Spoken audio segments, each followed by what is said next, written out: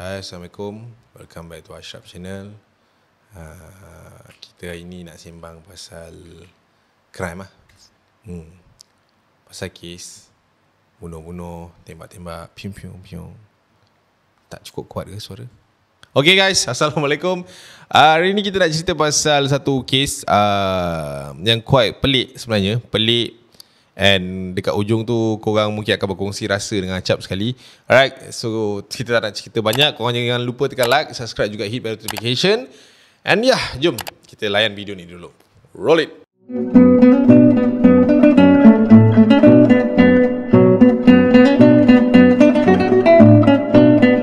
Okay guys, untuk kes kali ni kita nak throwback kes tahun 2010. Acap tak sure lah korang pernah nampak ke kes ni, ataupun korang pernah baca, ataupun korang pernah dapat informasi tentang kes ni. Sebab ini first time Acap baca kes ni. Mungkin time tu Acap tak tengok TV sangat. Alright, okay. Uish, geram juga bila aku baca kes ni. Dia rasa macam tak tahulah kadang-kadang kita ni nak sayang yang mana satu dulu pun tak tahulah. Alright, okay. Untuk yang disuai macam biasa, kita akan cerita dulu pasal biodata mangsa, and then kita akan go through lah kronologi sampailah dia ni dihukum. Okay guys, jom kita go through terus biodata mangsa. Alright.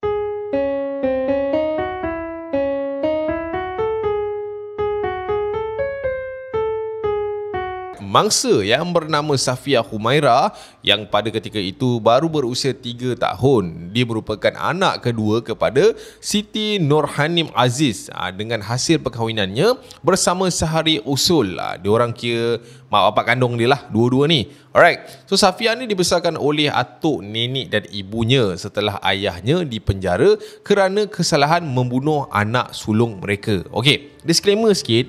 Kalau kau nak tahu, ayah si Humaira ni merupakan seorang pegawai polis. Tetapi pegawai polis yang Acap pun tak tahu nak cakap macam mana. Dia ni banyak berkait dengan kes-kes jenayah yang lampau lah. So antara kes yang paling maksima ataupun kes yang terkini adalah kes dia bunuh anak sulung dia sendiri. Tapi itu bukan kes yang kita nak cerita pada hari ini. And sampai di tahap kena penjara lah ayah kandung dia ni. Alright. So waktu kejadian berlaku kepada Humaira ni, difahamkan ibu dia ni ada menjalinkan hubungan dengan seorang lelaki, boyfriend dia lah, yang bernama Muhammad Fazli Azri.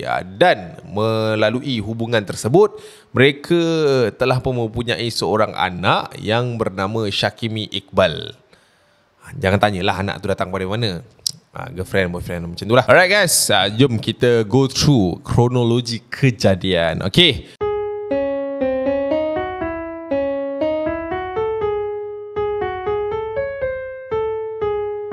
Pada tahun 2010, tanggal 25 Februari, pada pukul 7 petang, difahamkan Safia Humaira dikatakan pergi bermain dekat padang yang berdekatan dengan rumah dia lah.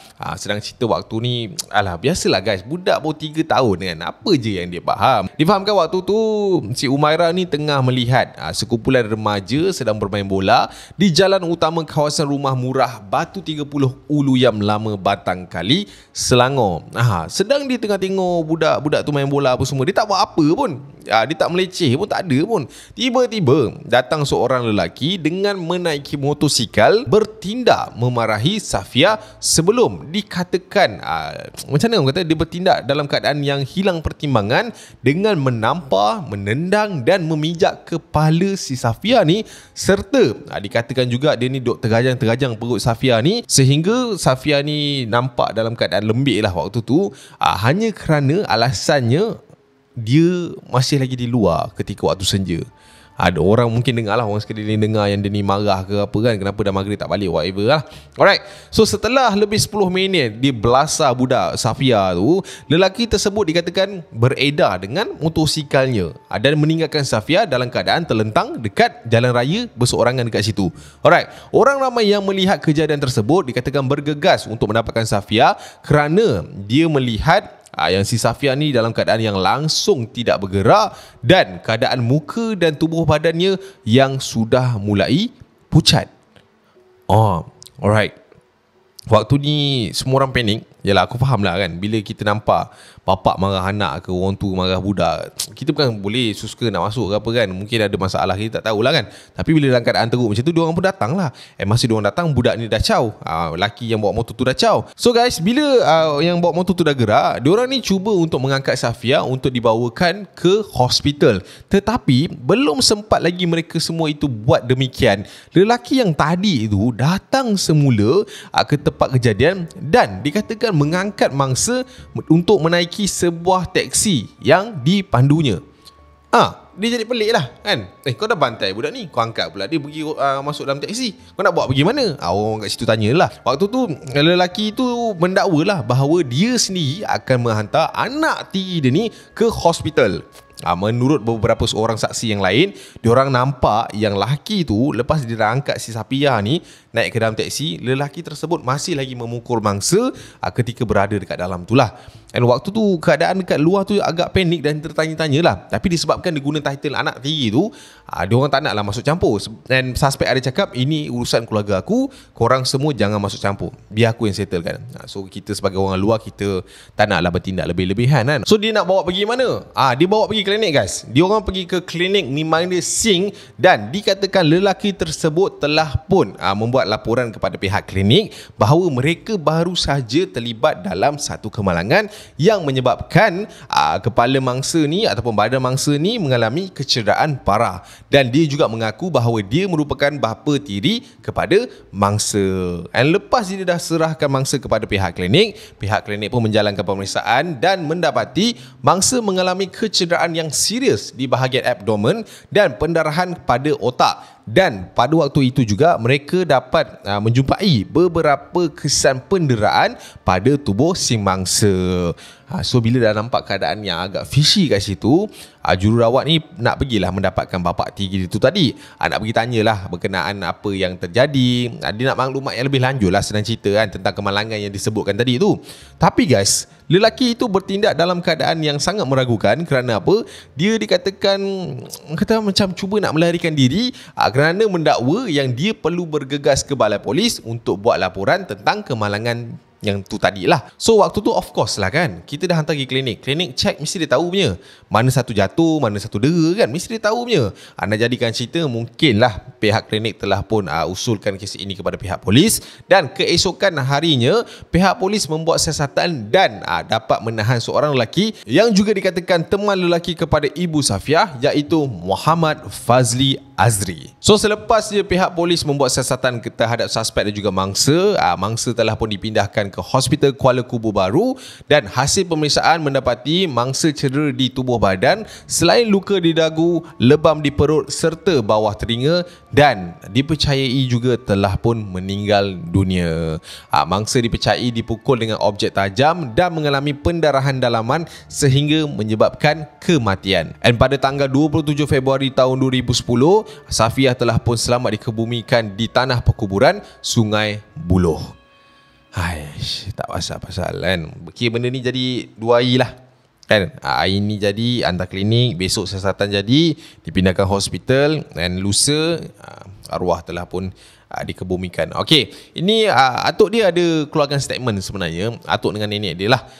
Sebenarnya pada awal tahun 2010 sebenarnya atuk dengan nenek dia ni dah perasan ada beberapa kesan cala dekat badan si Safia ni. Dan yang paling teruk sekali, mereka pernah perasan ada kesan di badan Safia dengan orang kata apa, bekas luka seperti seolah-olah dicucur dengan api rokok. Setiap kali si Safia dengan mak dia ni pulang daripada rumah si Muhammad Fazli ni lah. Suspek ni yang juga merupakan seorang pemandu teksi telah pun ditahan dan mengaku tidak bersalah dalam kes pembunuhan Safia Humaira.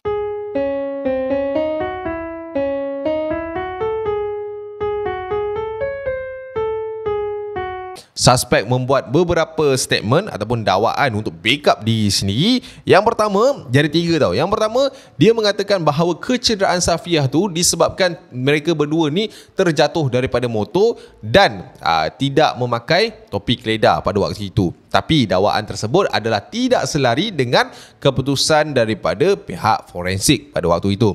Yang kedua, dia juga mengatakan bahawa kepala Safiah ni pernah tergantuk dengan dinding tandas dan perkara itu tidak diberitahu oleh Muhammad Fazli kepada sesiapa pun yang mengenalinya, termasuk maknya sendiri. Alright. Yang ketiga, Muhammad Fazli juga ada mengatakan ketika kejadian di padang tersebut, dia ni dalam keadaan yang tidak sedar. Sedang cerita dia ni tengah hayal, tengah lalok akibat waktu tu dia ambil ganja dan juga 2 botol minuman keras. Tapi statement dia ni telah pun dibalas oleh saksi-saksi yang berada dekat area-area situ dan keterangan telah pun diambil oleh 4 remaja yang merupakan saksi utama dalam kes ini.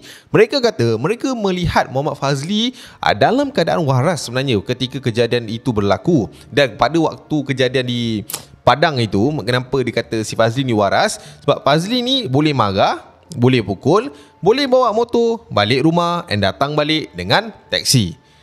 Kira mustahil lah untuk orang yang tengah dalam keadaan hayal tu untuk buat sedemikian rupa lah. Okey, so tiga-tiga statement dia ni telah pun diambil, dan ada statement yang diambil dan ada statement yang telah ditolak mentah-mentah lah. Alright, so pada 22 September 2010, Muhammad Fazli Azri telah pun dijatuhkan hukuman gantung sampai mati kerana didapati bersalah membunuh mangsa. Tetapi guys, macam biasa, suspek akan buat rayuan terhadap pertuduhan dan juga hukuman dia ni, tetapi keterangan saksi tentang pendakwaan gagal menimbulkan keraguan yang munasabah terhadap pertuduhan Muhammad Fazli.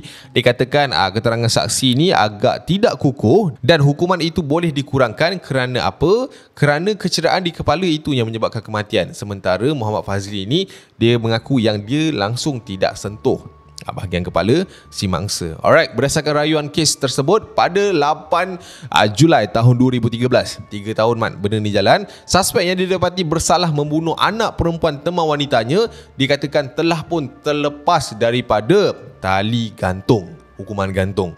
Terlepas, akan tetapi mahkamah sebulat suara menjatuhkan hukuman penjara 18 tahun kepada Muhammad Fazli kerana menyebabkan kematian Safiah Umairah. Dia tak membunuh, tetapi dia menyebabkan kematian Safiah Umairah. That's why dia terlepas tali gantung. Nampak tak macam mana dia punya permainan kata-kata sehingga dia boleh terlepas lah benda-benda macam ni. And hukuman tersebut dijatuhkan kerana macam aku cakap tadi lah, terdapat keraguan terhadap statement-statement saksi dan tak ada bukti yang kukuh yang mengatakan suspek adalah penyebab utama kepada kecederaan yang membawa kepada kematian di bahagian kepala mangsa. Macam itulah cerita dia. Yelah, Safiah ni meninggal sebab kecederaan kat kepala, perut, tangan tu bukan. Tapi yang menyebabkan kematian adalah Fazli ni. Alright. Tapi itulah, ada statement mak dia ni aku tak boleh belah juga. Si ibu kepada Safiah Umairah lah. Dia kata dia tak marah kepada suspek kerana dia tahu yang suspek ni tidak berniat untuk membunuh anaknya, dan dia mengakui masih sayangkan teman lelakinya itu, dan dia berharap teman lelaki dia berubah. So on lah benda-benda itu. Dia sayangkan teman lelaki dia daripada anak dia yang 3 tahun tak berdosa tu. Tengok bola tepi padang time senja, tiba-tiba kena pijak, kena tergajang kan. So mungkinlah suspek ni bila dah masuk dalam penjara, dia tahulah kena pijak, kena tergajang tu sakit kan. Macam itulah, aku tak tahu lah orang-orang macam ni. Apa masalah dia? Budak tu buat salah apa kat dia? Kan? Tapi macam aku cakap lah, penderaan ni takkan jadi dalam masa satu hari.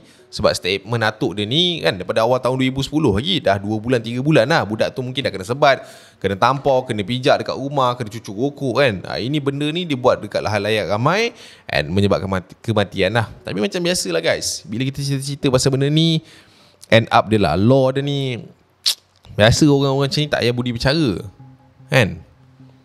Tak tahulah, masing-masing lah kan. Kalau kita nak cakap pasal emosi memang marah kan. Tapi negara kita masih lagi ada undang-undang, so kita kena patuhlah dengan undang-undang negara kita.